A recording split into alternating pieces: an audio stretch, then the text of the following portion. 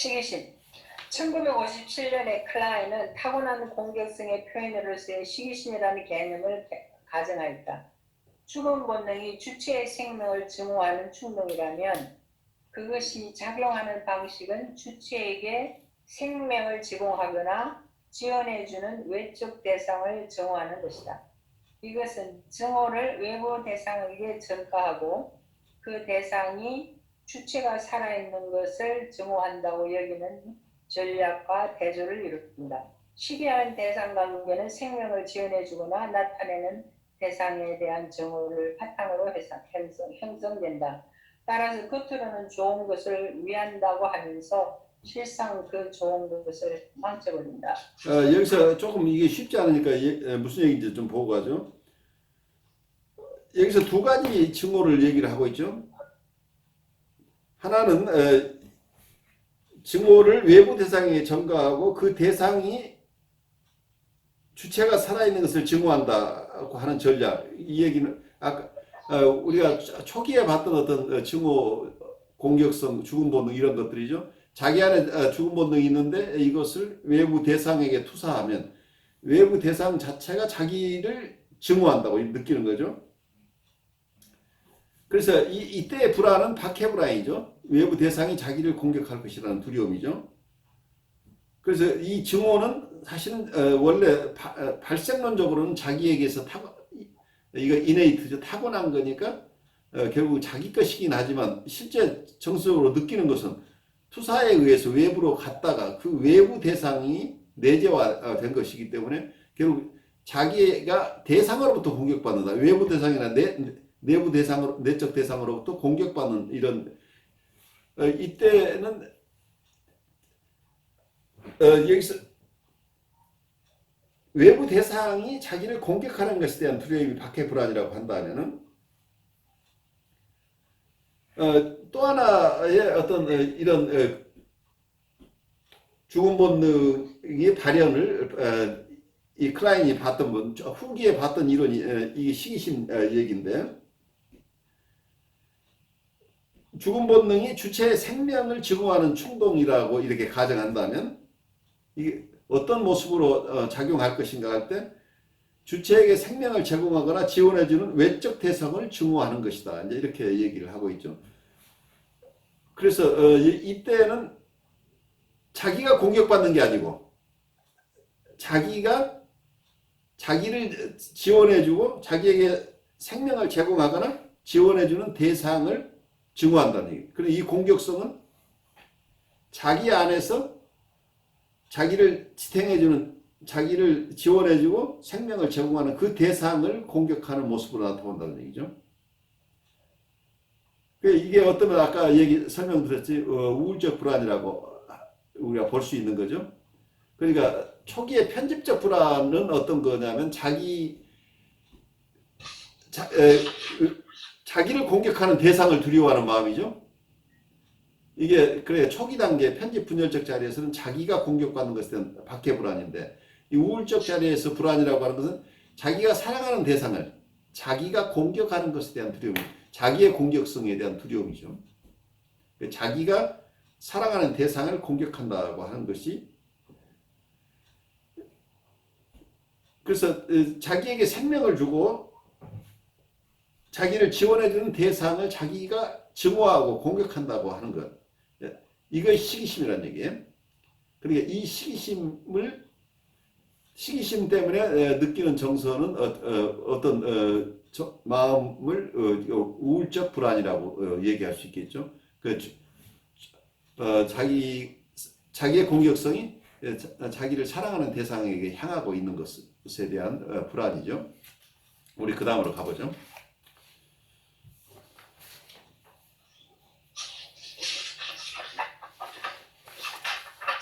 사례, 죽음과의 투쟁.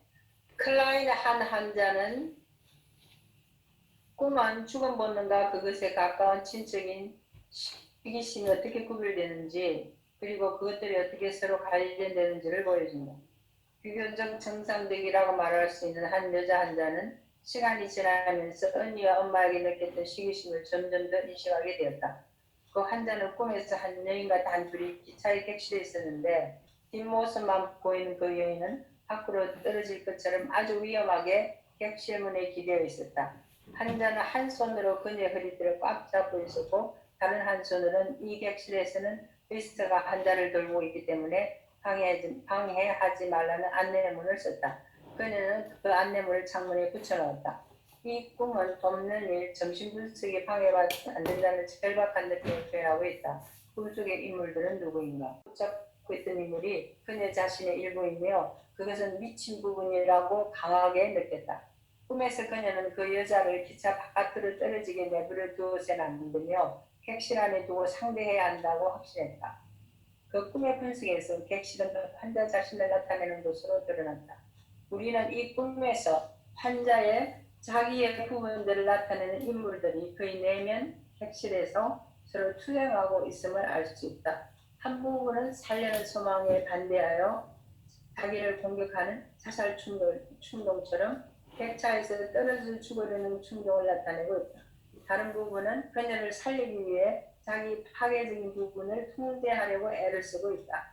이 꿈은 한 사람의 인격에서 전개되는 죽음의 세력과 생명의 세력 간의 투쟁을 보여준다. 이 꿈 해석에 다양한 해석이 가능한데 그 중에 가장 기본적인 게 죽음 본능과 삶의 본능, 이 두 개의 세력 간의 어떤 힘다툼, 이런 갈등 관계를 보여준다. 일단 이렇게 해석을 하고 있죠. 또 다른 의미들을 또 따라가 보죠. 여인의 뒷모습만 보였던 것에 대해 연상하면서 그녀는 자신의 언니를 마음속에 떠올렸다. 좀 더 깊은 연상을 통해 그녀는 자신이 아직 아이였을 때 언니는 이미 남자들의 구애를 받고 있었던 일을 기억해냈고 그때 그녀가 언니에게 경쟁심과 시기심을 느꼈던 것을 인식하게 되었다. 그러고 나서 그녀는 어머니가 입었던 드레스에 대해 이야기하면서 어린 시절에 그 드레스를 부러워했고 탐냈다고 말했다. 그녀의 내적 상황, 객실안은 복잡하게 얽혀있다. 그녀의 부분을 나타내는 인물은 언니, 머리칼, 그리고 엄마 드레스와 동일시 되어 있다. 이 드레스는 가슴선이 깊이 패여 젖가슴이 훤히 드러나 보였다. 그녀가 처음부터 시기하고 망쳐버린 것이 엄마의 젖가슴이었으니 좀 더 분명해진다. 엄마의 드레스는 생명의 원천, 엄마의 젖가슴과의 동일시를 가리키는데 그녀는 그것을 창밖으로 던져버렸다. 그러므로 꿈에서 벌어진 투쟁은 생명을 주는 대상에 대한 공격과 관련된 것이다. 기차에서 떨어지고 싶은 충동, 즉 죽음에 대한 충동은 내부로부터 외부의 대상에게로 향했고 또한 생명을 주는 대상, 엄마 또는 생명과 젖을 주는 엄마의 젖가슴을 공격하는 것으로 나타났다. 그것은 시기심, 또 생명의 원천을 파괴시키자 하는 충동이다. 그 꿈은 환자의 생명을 향한 충동과 생명의 원천에 대한 원시적인 공격성이 한데 섞여 있음을 보여준다.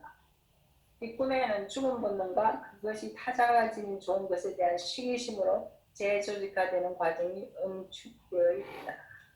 여기까지는 이해가시나요? 여기서는 엄마의 젖가슴으로 드러나는 엄마의 드레스라고 하는 것이 결국은 엄마를 공격한다는 얘기죠. 그러니까 여기서 시기심이라는 거 엄마를 공격하면 아이는 어때요? 자기가 죽어버릴 수밖에 없지만 엄마를 공격한다는 얘기예요. 이게 죽음 본능이라고 본 거죠. 그래서 나쁜 대상을 공격하는 게 아니고 좋은 대상을 공격한다는 게 비극이라는 얘기예요.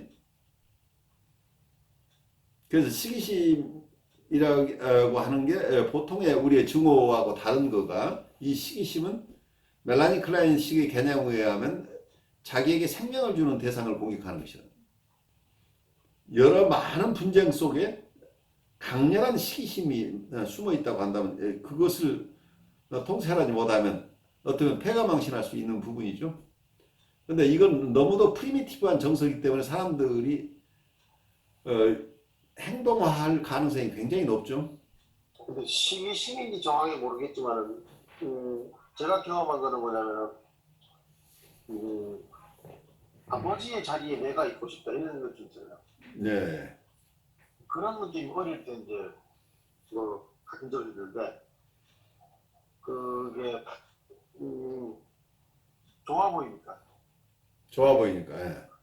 좋아 보이니까. 뭔가 힘이 있고, 뭔가 자유롭고. 그런데 그게 이제 아버지로부터는 저한테는 그게 제한 당하는 걸 제한을 당하잖아요. 그렇죠. 예. 제한을 당하기 때문에 그 속에서 그 제한 당하는 것에서 벗어나서 그 자리 찾아오고 싶은데 아버지가 계시면은 그 자리 내 것이 안 되잖아요. 아니죠. 그러니까 예.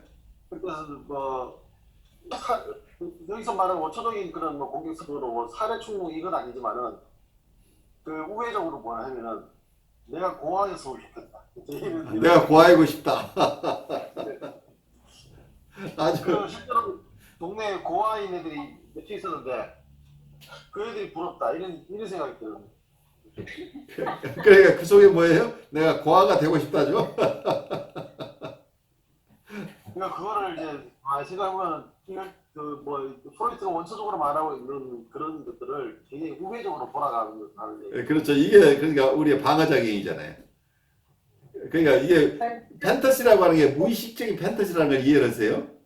그러니까 살해 판타지가 있다고 하는 것이나 이런 것들은 의식으로 오는 게 아니고 무의식적인 환상이라고 한다면 의식으로 들어오는 건 방어된 형태로 나타날 수밖에 없잖아요. 그러니까 내가 내 사랑하는 아버지를 공격하는 모습으로 드러나는 것보다는 내가 고아가 되는 모습이 되면 내가 고아가 되는 방법은 부모하고 떨어지는 방법밖에 없잖아. 아버지가 죽어야 내가 오빠가 바로 그죠. 그런 이게 말하자면 하나의 상상이잖아요. 그렇죠. 그런 상상 속에서 이제 그 초등학교 다니는 어린 시절인데 음악을 들어도 우울한 음악이 좋은 거예요. 오, 그러면서 우울한 음악을 들으면서 저 자신이 마치 고아가 된 필링을 이제 없는 필링을 가져가면서 뭐 슬프다 뭐 이렇게 음악이 슬프다 그렇게 하면서 그걸 즐기는 거예요. 그럼 이건 어떠면 우울적 자리를 아주 극명하게 보여주고 있잖아요. 그 환상 속에서 무슨 일을 했길래 내가 지금 이렇게 우울해졌는 얘기예요.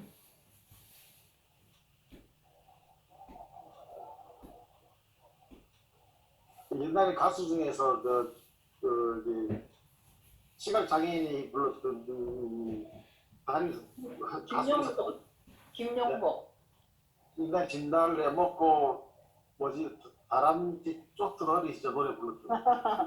네, 김용복 김영복. 맞죠? 그 노래를 들으면 뭐 하냐면은 그 사람이 앞에 노래 부르면 뒤따라서 가는 거죠. 피노키오처럼. 그게 이제 무슨 초등학교 들어가기 전에 들었던 노래인데 70년 말 중반 근데 그때가 지금 여기 미국 나이로 말하면 한 5살? 4살 5살? 근데 그때인데 그게 그 상상이 계속 남아있는 거죠. 남아있는 게 뭐냐면은 진짜 노래 가사처럼 하는데 노래 부르고 가면은 그 사람을 따라서 가는 거예요. 그 이야기 속에 따라가는데 그 환상 속에서 아이들은 전부 다 고아들이에요.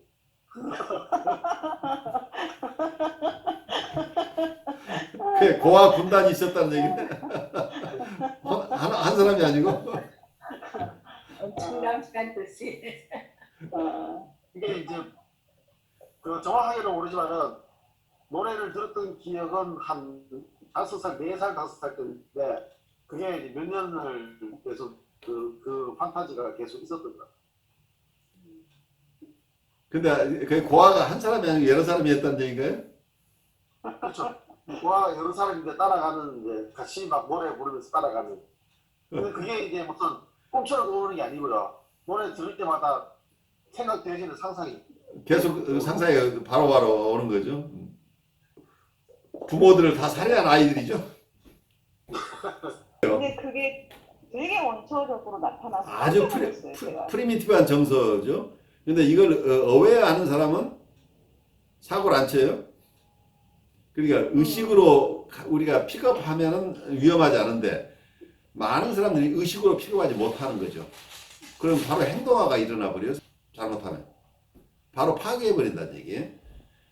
그러니까 어쩌면 제가 주위에서 보면은 그냥 비즈니스 하는 사람들만 봐도 그래요. 보통 우리 여러 사람들이 함께 무슨 사업을 한다면 그걸 우리가 뭐라고 그러죠? 합자를 한다고 하나요? 동업을 하는데 동업이 잘 되는 경우가 많지 않죠. 근데 실제 비즈니스가 안 돼서 망하는 경우도 있지만은 비즈니스가 잘 되는데 망하는 경우도 꽤 나와요. 그 비즈니스가 잘 되면은 만약에 세 사람이 동업을 한다고 한다면 그 중에 어느 한 사람이 이니셔티브를 발휘해서 굉장히 석세스풀한 어떤 비즈니스를 빌드업을 하는 경우에 나머지 두 사람이 픽업하는 정서가 어쩌면 이 사업을 키워주니까 동업자니까 고마우면 고맙고 어느 한 사람이 잘하고 있으면 내가 잘한 거하고 똑같은 거라는 얘기예요. 결국 나한테 이익이 돌아오는데 정서적으로는 이 사람이 잘 나가는 거가 보기 싫은 거예요. 혼자 잘난 모습으로 보이는 거가 너무 견딜 수가 없어가지고 보통은 그 의식은 없는데 뭔가 다른 거가 마음에 안 들어가지고 결국은 동업을 못 하겠다고 깨지는 경우들이 많은데 많은 경우에 제가 볼 때는 이 성공하는 모습을 근데 이 성공을 하게 되면 동업이니까 같이 이익 배분을 하니까 어쩌면 나에게도 도움이 되는 이 대상이에요. 그러니까 그런데 이 사람이 좋은 대상이라고 하는 것이 꼭 나에게 기분 좋은 게 아니라 이 좋은 대상이 성공하는 것을 내가 못 견뎌낸다고. 이게 시기심이라는 얘기예요. 결국 이 대상을 파괴하면 자기가 파괴돼 버려요. 동업에서 큰 손실을 보는데도 결국 동업을 깨고 상대방을 파괴해 버리는 이런 상황들이 생기는데 이게 무서운 시기심이라는 거죠. 그래서 자기가 직접적으로 피해를 보는 상황인데도 내가 어떤 상황이 되건 난 이거 못 참아 하고 상대방을 제거해 버리는 이런 사례가 나오죠. 실제 여러분들 주위에서 보게 되는 사례들일 거예요.